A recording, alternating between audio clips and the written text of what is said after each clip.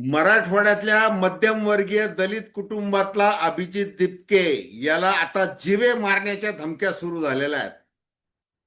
कोण देत आहे धमक्या आणि कशासाठी देत आहे? ज्याने व्यवस्थेच्या विरुद्ध कायद्याच्या चौकटीत राहून आवाज उठवण्याचा प्रयत्न चालवलेला आहे, त्याने केवळ भारतीय जनता पार्टीच्या विरोधात नाही तर एकूण जी राजकीय व्यवस्था आहे, बेरोजगारांचे प्रश्न आहेत, अनेक प्रश्न आहेत, त्या प्रश्नांना आयरनीवर आणण्यासाठी आणि व्यवस्थेचं लक्ष वेधण्यासाठी कॉक्रोच जनता पार्टीची स्थापना केली. मग अशा धाडसी युवकाचं कौतुक करायचं सोडून त्याच्या जीवावर कोण उठलेलं आहे आणि कशासाठी उठलेला आहे, हा प्रश्न अत्यंत महत्वाचा आहे.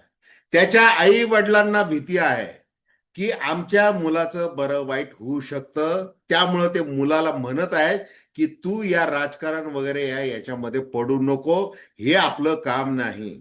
आणि मग अभिजित दिपके हा सांगतोय की मी दिल्लीला जर उतरलो, म्हणजे बोस्टन वरून जर दिल्लीला मी आलो तर मला तिहार तुरुंगात पाठवलं जाईल. आणि ज्या धमक्या आलेल्या आहेत, येत आहेत, त्याच्याबद्दल देखील तो बोलतोय. कारण की मी एका प्रश्नाच्या उत्तरामध्ये खरं तर मी जात पात वगैरे काही मानत नाही. मला सांगावं लागलं की मी या कुटुंबातला आहे म्हणून, म्हणजे या वर्गातला आहे म्हणून.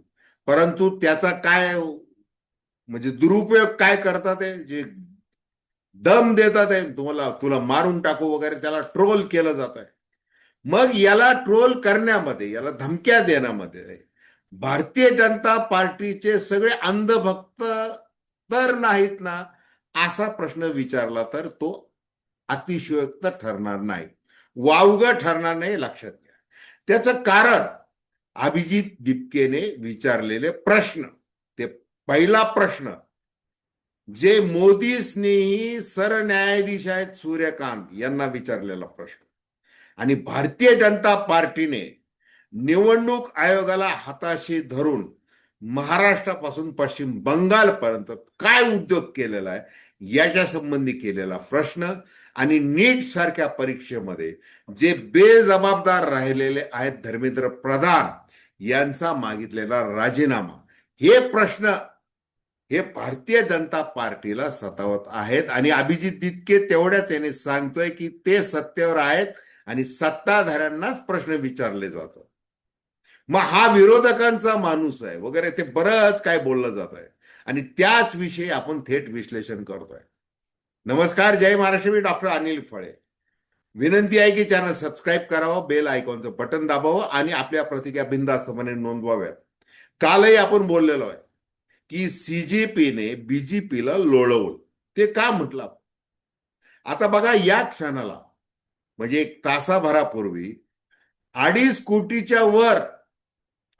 कोटीच्या वर सीजेपीचे म्हणजे कॉक्रोच जनता पार्टी, जी सटायर व्यंगात्मक अशी डिजिटल मुवमेंट आहे, त्याचे फॉलोअर झालेले आहेत.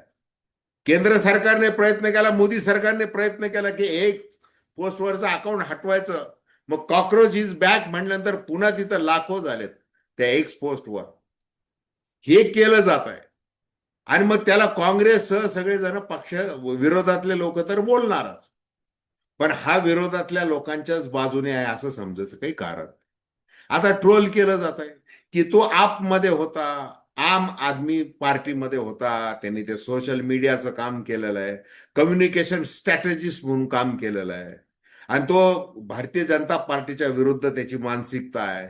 ज्या अर्थी तो म्हणतोय की ममता बॅनर्जी, अरविंद केजरीवाल, एम के स्टॅलिन हे कसे निवडून आले त्यांच्या मतदारसंघातले, म्हणजे 50,000 ते 1,00,000 मतदान कट केलं त्या एसआयआरच्या मधून, त्याच्यामुळे ते निवडून आले. आणि महाराष्ट्रामध्ये जिथं 9 खासदार फक्त लोकसभेला आले, विधानसभेला 5 महिन्यानंतर 132 आमदार आलेच कसे, असा त्याचा प्रश्न. त्याला माहिती आहे.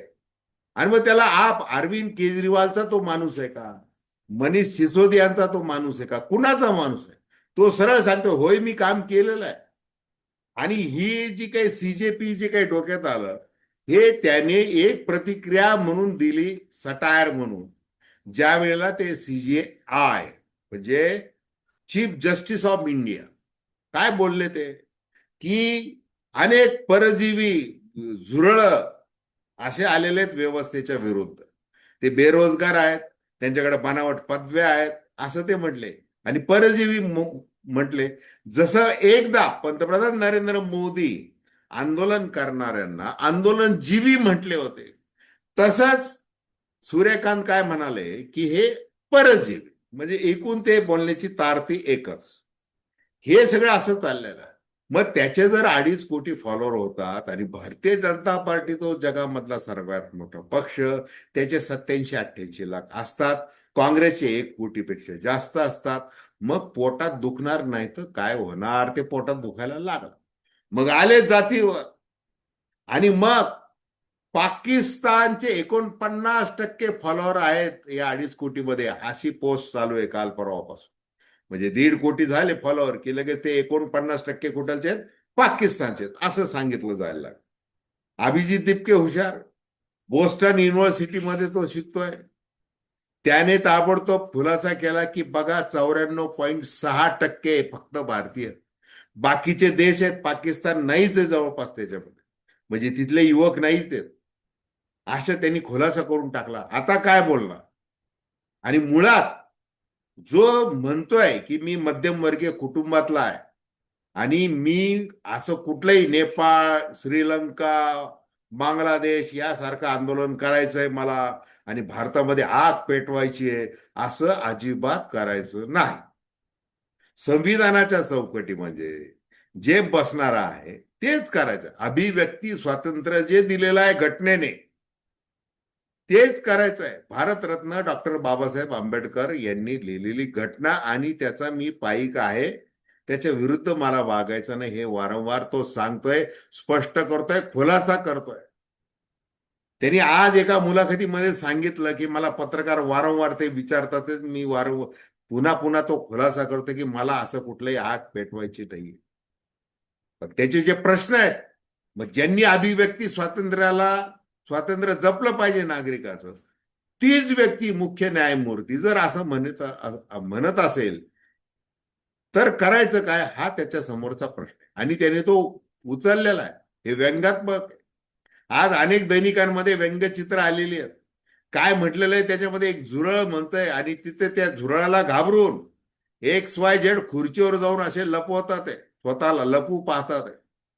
आणि ते झुरळ विचारत आहे आम्हाला शिक्षण, आरोग्य, बेरोजगारी याच्याबद्दल बोला, आम्हाला जाती जातीमध्ये तणाव, धार्मिक, हिंदू मुस्लिम बास झाला आता, हे नकोय आम्हाला, असं ते झुरळ विचार. हे व्यंगात्मक आहे सगळं, उपहासात्मक आहे, उपासगर्भ आहे. त्याला उलट दिलखुलासपणे त्याला दाद देण्याच्या ऐवजी की हो आम्ही काय मिलेनियल, त्याच्यानंतर जेन झी, त्याच्यानंतर अल्फा, या सगळ्यांचं म्हणणं ऐकतोय आणि डेमोग्राफिक डिव्हिडंड, लोकसंख्येचा लाभांश सगळ्या जगामधला सगळा तरुण देश म्हणून असं आम्ही करतोय वगैरे असं बोलण्याच्या ऐवजी आणि यांच्या भावनांचा आम्ही आदर राखू अशी प्रतिक्रिया तात्काळ देण्याच्या ऐवजी काय पराक्रम केला तर ती अकाउंट आम्ही ते बंद करून टाकलं, हा आमचा पराक्रम. मग ही अशी लागणार नाही का. मग तिथं का मिरच्या झोमतात, का बुडाला आग लागते. कारण की हा जो असंतोष आहे, हा जो धकधकता आहे, तो सरळ सांगतोय अभिजित की अहो जिथं 50 लाख पदवीधर असतात त्याच्यामधले 30 ते 35 लाख पदवीधर बेकार राहतात आहे. सगळी आकडेवारी आहे, डेटा खूप आहे, डेटाला खूप महत्व आहे. म्हणजे सोन्यापेक्षा डेटाला महत्व अधिक आहे असं पंतप्रधान नरेंद्र मोदी सांगतात. मग आता हा बेरोजगारांचा डेटा, सुशिक्षित बेरोजगारीचं किती प्रमाण आहे हे तपासलं पाहिजे. आणि त्याच्यातून हे सगळं होत आहे आणि डिजिटल माध्यम मिळालेलं. आणि भारतामध्ये जर आंदोलनाचा इतिहास पाहिला तर 1974 मध्ये जे जयप्रकाश नारायण यांच्या नेतृत्वाखाली जे काय आंदोलन झालं होतं, त्या काळात इंदिरा गांधी पंतप्रधान होत्या. काय झालं होतं तेव्हा, म्हणजे 75ची ती आणीबाणी, ती काय परिस्थिती होती, कशामुळे आंदोलन झालं होतं, हेच प्रश्न होते. सामाजिक होते, आर्थिक होते, बेरोजगारी होती, हेच प्रश्न होते. आता जर तुमच्या काळामध्ये ते जर अजून वाढलेले आहेत आणि जर अशा प्रकारचा उद्रेक सामाजिक माध्यमातून होत आहे तर तो तितक्याच गांभीर्याने घेतला पाहिजे. की उलट ते ट्रोल करणं, ब्रिगेड कामाला लावणं, सगळं ते उद्योग करणं, हे कशाचं आहे. आणि बघा की देश कुठलाही असो, आता चीन कम्युनिस्ट पार्टीचं एक हाती सत्ता आहे, तिथं हुकुमशाही एक पक्षी. तसं आमच्याकडे पण कसं आहे, वन नेशन वन इलेक्शन वगैरे आम्हाला बरंच काही करायचं आहे, त्याच्यावर आपण नंतर बोलू. मग आता इथं हिंदुत्ववादी सरकार आहे, तिकडं कम्युनिस्ट डावं सरकार आहे, इकडं उजवं सरकार आहे. तर तियानमेन चौकामध्ये जे काही घडलं होतं, 2 ते 2,500 विद्यार्थ्यांना कम्युनिस्ट राजवटीने गोळ्या घालून ठार मारलं. मागण्या हेच होत्या, बेरोजगारी, महागाई, याच मागण्या होत्या. पण तसं तर काही करायचं नाहीये असं अभिजित दिपके जर सांगतोय, मोठ्या जबाबदारीने सांगतोय, आणि त्याच्या सगळ्या मुलाखती आवर्जून ऐका. अतिशय शांतपणे, व्यवस्थितपणे तो बोलतोय की मी का, आणि पारदर्शकपणे बोलतोय, प्रामाणिकपणे बोलतोय. तो फक्त पारदर्शकपणा हा फक्त बोलाची कडीन बोलाचा भात म्हणून करत नाहीये. आणि तो सांगतोय की हे मला असं काही करायचं नव्हतं, पण मला इतका प्रतिसाद मिळेल वगैरे असं हे देखील वाटलं नव्हतं. पण तो प्रतिसाद मिळालेला आहे. आता तो जर मिळालेला आहे, त्याचा नीट डेटा संकलित करावा लागेल. नेमकं या युवकांच्या काय म्हणणं आहे, त्यांची मानसिकता काय काय प्रश्न आहे, त्याचा अभ्यास करावा लागेल, आणि मग पुढचं धोरण आखावं लागेल, असं त्यांनी स्पष्ट सांगितलेलं आहे. आता या युवकाने जी काही आग त्या अर्थाने पेटवलेली आहे, ही व्यवस्थेला विचारलेले कायद्याच्या चौकटीतले प्रश्न आहेत. ते लक्षात घेऊन याच्याकडे जर पाहिलं तर सगळ्या राजकारण्यांनी, फक्त भारतीय जनता पार्टीने, काँग्रेस असेल, काँग्रेसच्या काळात काय महागाई नव्हती का, काँग्रेसच्या काळात बेरोजगारी नव्हती, सगळं होतं. मग सातत्याने पिढ्यानं पिढ्या जर प्रत्येक नवीन पिढीला हेच प्रश्न पडत असतील, तर आपण चुकतोय कुठं? शाश्वत विकासाचं आमचं धोरण आहे, समतोल विकास आम्हाला करायचा आहे, आम्हाला दरडोई उत्पन्न वाढवायचं आहे, हे करायचं आहे, येऊ करायचं, तेव करायचं. विकसित भारत 2047, महाराष्ट्र विकसित महाराष्ट्र 2047. प्रत्यक्षात करतो काय? काहीच करत नाही. जे बोलतोय त्याच्या नेमकं विरुद्ध वागतोय, आणि त्याच्यामुळे ही आग अशी भडकली जाते. त्याच्यामुळे एवढ्या मोठ्या प्रमाणात प्रतिक्रिया उमटत राहतात, इतकंच. तर खूप खूप धन्यवाद. हा व्हिडिओ आपल्याला आवडला असेल, अवश्य शेअर करा, सबस्क्राईब करा, आणि आपल्या प्रतिक्रिया बिनधास्तपणे नोंदवा. धन्यवाद.